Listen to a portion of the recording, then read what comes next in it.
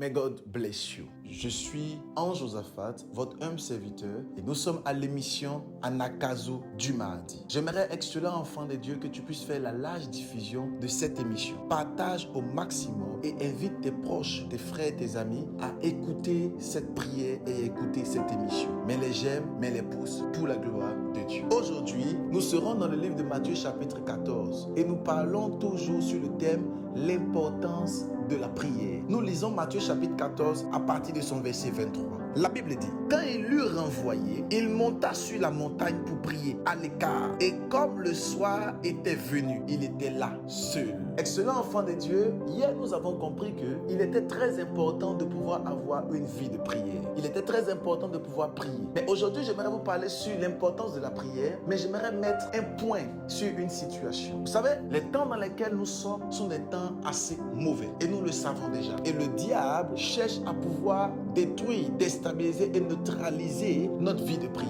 Il faut que vous puissiez comprendre, excellent enfant de Dieu, que les temps dans lesquels nous sommes sont des temps assez tellement mauvais que votre vie de prière aura une pesanteur, aura une lenteur et aura une défaillance. Alors, l'Esprit de Dieu aimerait que tu puisses avoir une vie de prière, mais une vie de prière assez spéciale. Regardez, la Bible dit clairement, au verset 23 de Matthieu chapitre 14, la Bible dit: Jésus se mit à l'écart. J'aimerais qu'on puisse s'appuyer sur le mot écart. Jésus-Christ, sachant que les temps sont mauvais, était obligé de renvoyer la foule, renvoyer ses disciples et se mettre à l'écart. Il s'est mis à l'écart. Matthieu chapitre 6 nous dit clairement que si tu veux prier, entre dans ta chambre, fais un mouvement de pouvoir entrer quelque part où il n'y a personne que toi-même. Excellent enfant de Dieu, il est très important de prier, mais de prier à l'écart. Si tu n'as pas une vie de prière où tu es seul avec Dieu, tu ne peux pas monter. Tu veux monter, tu as besoin d'avoir une vie de prière seule. Il y a une dimension où on prie avec les autres. Il y a une dimension où on prie en présence des autres. Il y a une dimension où on prie où les autres peuvent entendre.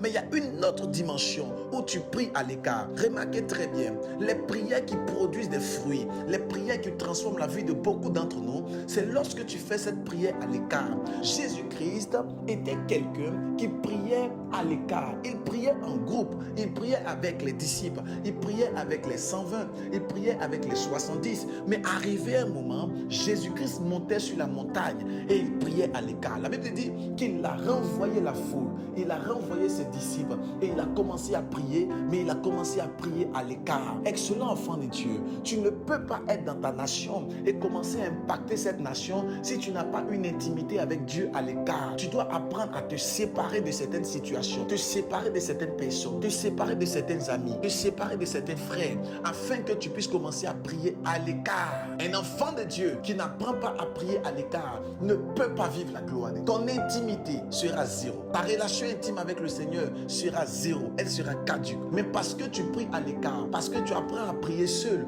tu verras que l'Éternel va transformer ta vie. Et j'aimerais prier pour ta vie pendant que ta main droite est levée, pendant que tu entends le son de ma voix. Que Dieu te donne la force afin que tu puisses prier à l'écart, que tu puisses prier à l'écart au nom de Jésus-Christ, que tu puisses te mettre de part et que tu puisses commencer à prier et intercéder, que tu puisses te mettre de part, que tu puisses te mettre à côté et que tu puisses commencer à prier et que l'Éternel puisse exaucer ta prière. Nous devons prier à l'écart. La Bible dit clairement que Jésus-Christ priait à l'écart.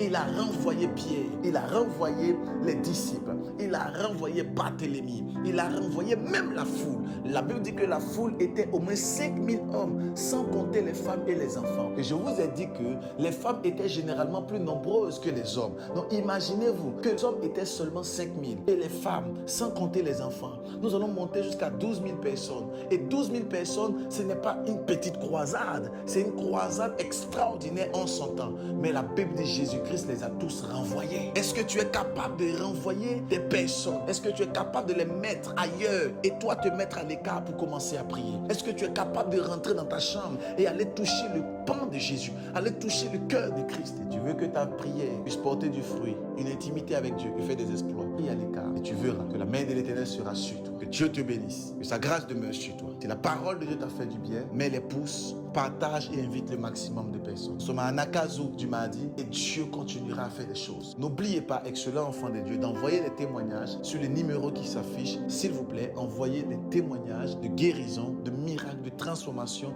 de changement et de bénédiction. Envoyez les témoignages parce que le Dieu que nous servons est un Dieu de miracles. May God bless you. Fais la large diffusion et je déclare que tu es béni.